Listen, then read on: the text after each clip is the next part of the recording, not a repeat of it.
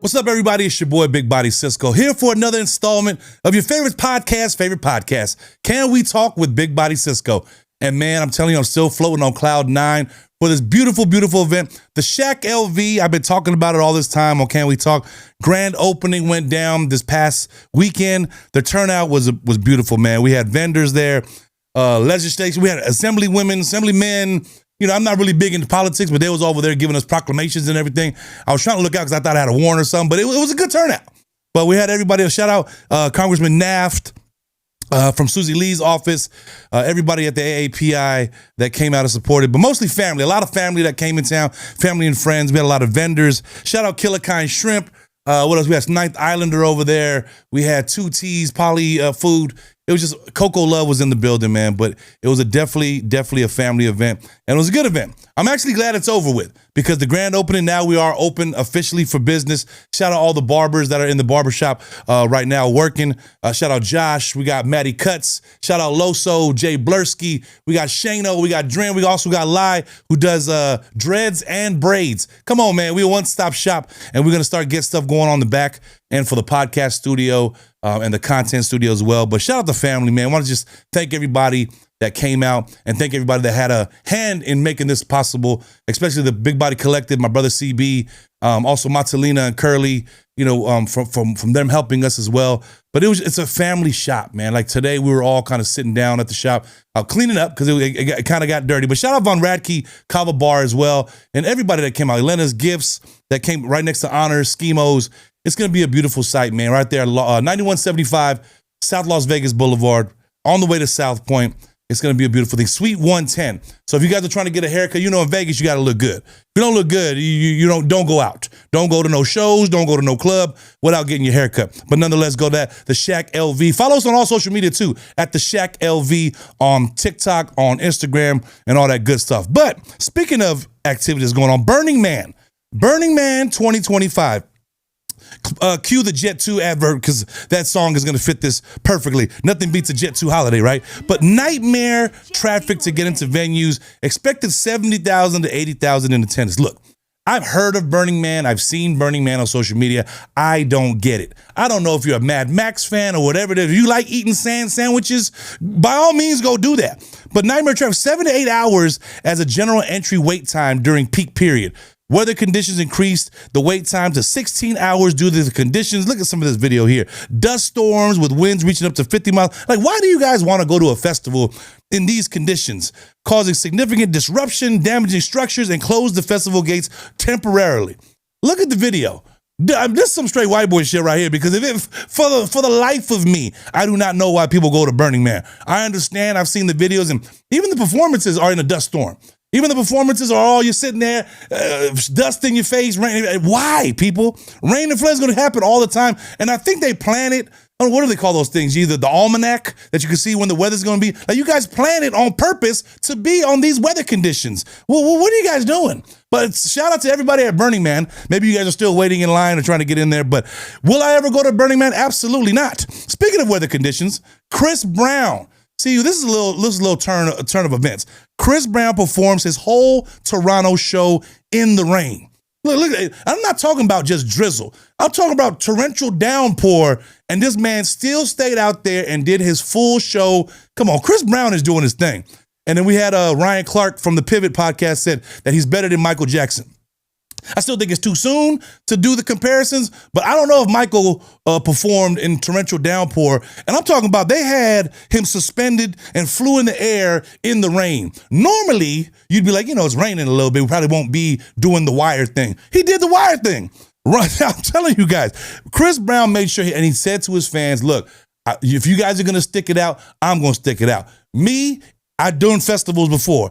Torrential downpour, I'm not getting electrocuted, so I'm not doing the shit. So Chris Brown, kudos out to you, because I'm telling y'all, if you go stand in the rain, I know you pay a pretty penny for that Chris Brown ticket. Chris Brown still did his thing, so salute to you, sir.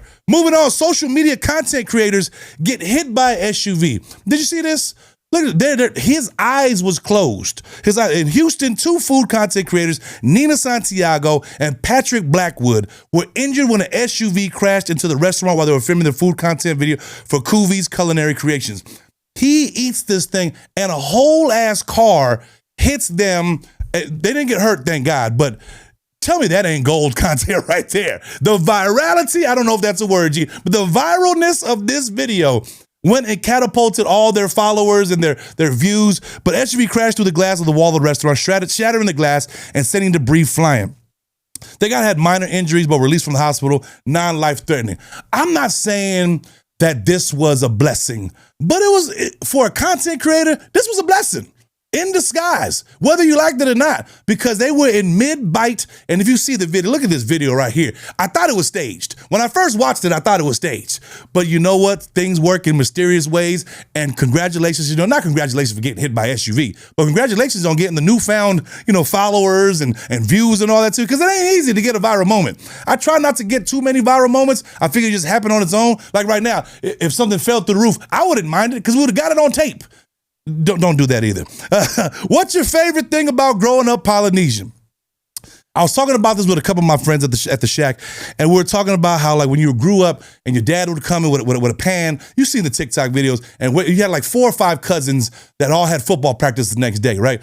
Pops would come in there with the full pan, hit everybody on the head, get up, get up, time to get up. I don't know if that was child abuse or early stages of CTE, but you guys know growing up as a Polynesian what it does, because my upbringing experience, we're always with our cousins.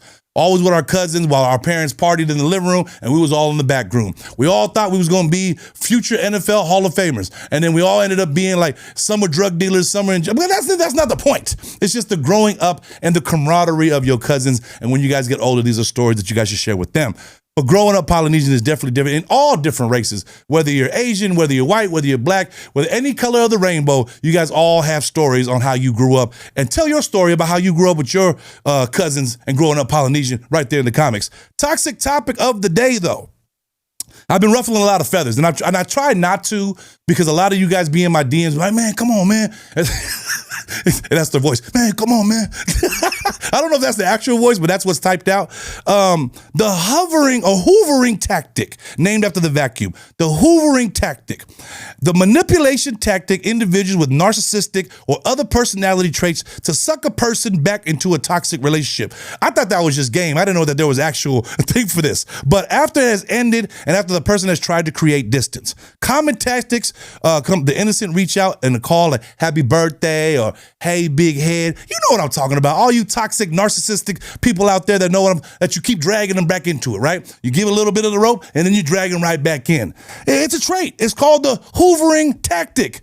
The promising you'll change approach, love bombing and future faking. The best one is this one. Fellas, you guys know what I'm talking about. You fighting with your girl, you got caught with a DM or something, and you start crying. It's like, man, I'm going to get help.